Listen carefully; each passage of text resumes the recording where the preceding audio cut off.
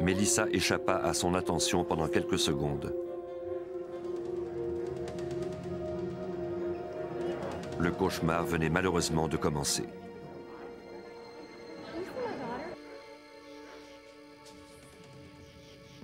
Melissa? Melissa? Melissa avait disparu. On avisa immédiatement le service de police de Fairfax County. Le détective Bill Wilden promit à Tammy de faire tout en son pouvoir pour retrouver l'enfant. Les agents questionnèrent tous les invités. Personne ne se rappelait avoir vu Melissa quitter les lieux, ni même s'approcher de la porte de sortie. Richard Rappaport, le responsable des recherches au service de police de Fairfax, prêta main forte au détective Wilden pour organiser les recherches. C'est lui qui se chargerait de l'enquête.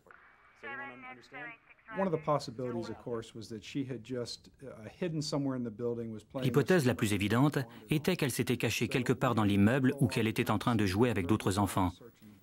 Les agents ont donc commencé par fouiller l'immeuble en entier puis les environs. Cette nuit du 3 décembre était très froide. Je crois qu'une enfant de 5 ans sans vêtements chauds n'aurait pas survécu dehors tellement il faisait froid.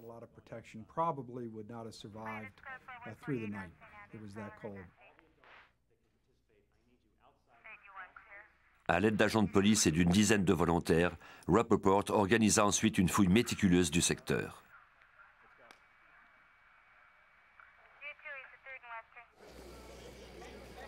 Ils se mirent immédiatement au travail.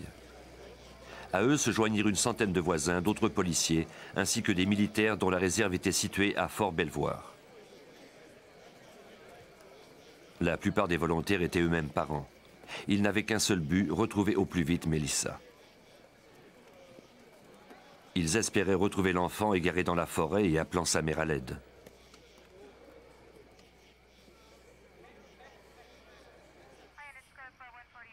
Les agents interrogèrent les 200 personnes qui avaient participé à la fête, en plus des 400 autres résidents de Woodside.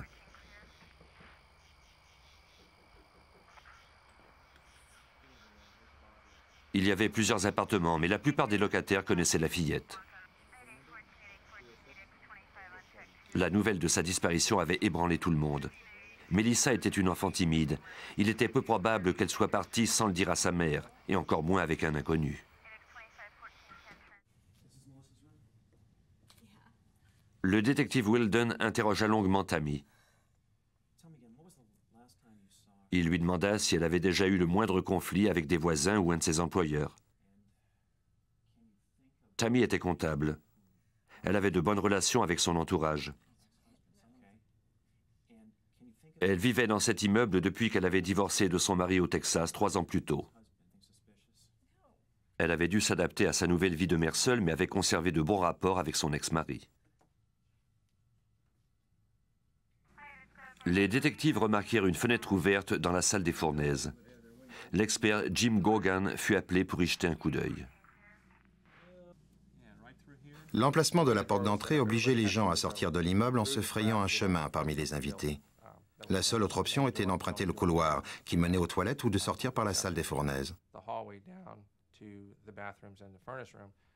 C'est précisément à cet endroit que nous avons découvert une fenêtre ouverte. Nous en avons donc déduit que c'était par là qu'on avait sorti la fillette de l'immeuble.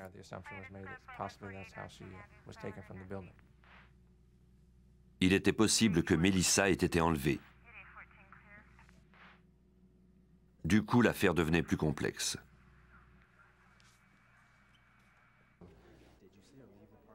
Les agents poursuivirent les interrogatoires.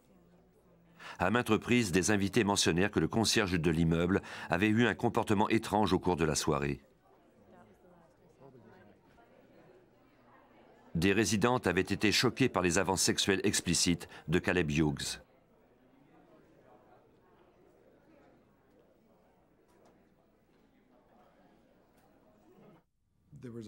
La fillette avait peut-être été enlevée par un homme qui voulait abuser d'elle sexuellement.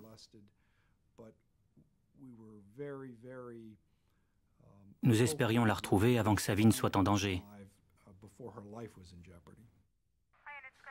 Les détectives recueillirent divers objets appartenant à Melissa, tels que sa robe de nuit, sa brosse à cheveux et les draps de son lit.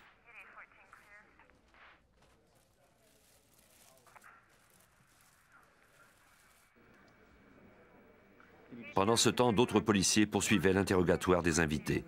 Le nom de Caleb Hughes fut mentionné à plusieurs reprises.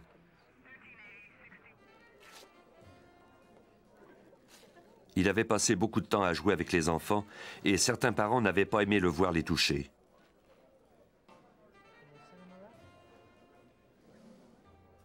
Il y avait quelque chose de profondément dérangeant dans son comportement. Il n'était pas aussi bien vêtu que le reste des invités pendant la fête. Il portait ses vêtements de travail. Il a bavardé avec des résidents qu'il connaissait un peu, puis il a passé du temps à parler avec la mère de Melissa. Il lui a offert d'emmener la fillette avec d'autres enfants aux toilettes, si jamais ils avaient besoin d'y aller.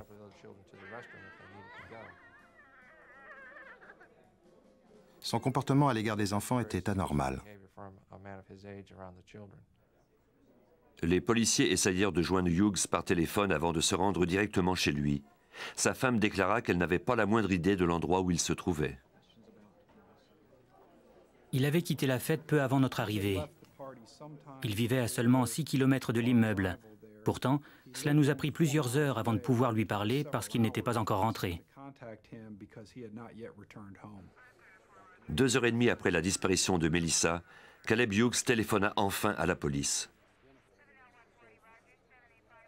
Des détectives se rendirent à nouveau chez lui. Le concierge déclara qu'il avait un peu traîné avant de rentrer à la maison. Les policiers remarquèrent alors qu'il ne portait pas les vêtements décrits plus tôt par les invités.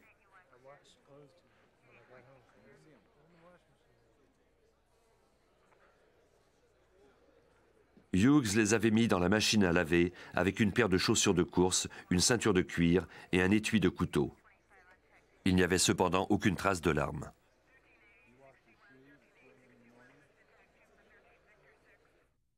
Personne ne savait ce qu'il avait fait pendant ces quelques heures.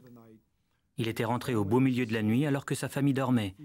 Pourquoi donc avait-il ressenti ce besoin de laver ses vêtements et en particulier ses chaussures? C'était plutôt étrange. Cela n'a fait qu'amplifier nos soupçons.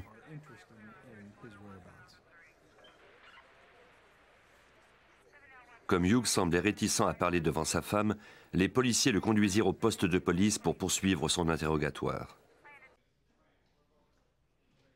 Il refusait peut-être de parler chez lui parce qu'il avait une maîtresse.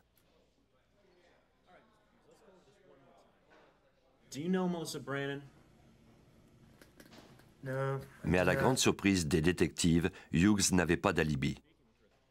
Il déclara ne pas connaître Melissa Brannan. Il avait traîné en route après s'être acheté 6 bières, puis avait décidé de laver ses vêtements une fois rentré à la maison.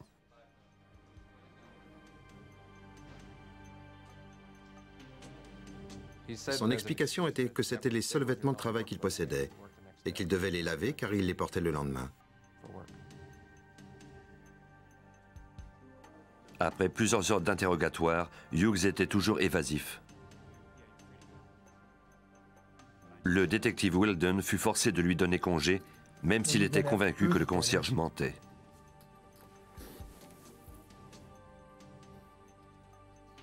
Pour le moment, il était le principal suspect dans la disparition de Melissa Brannan.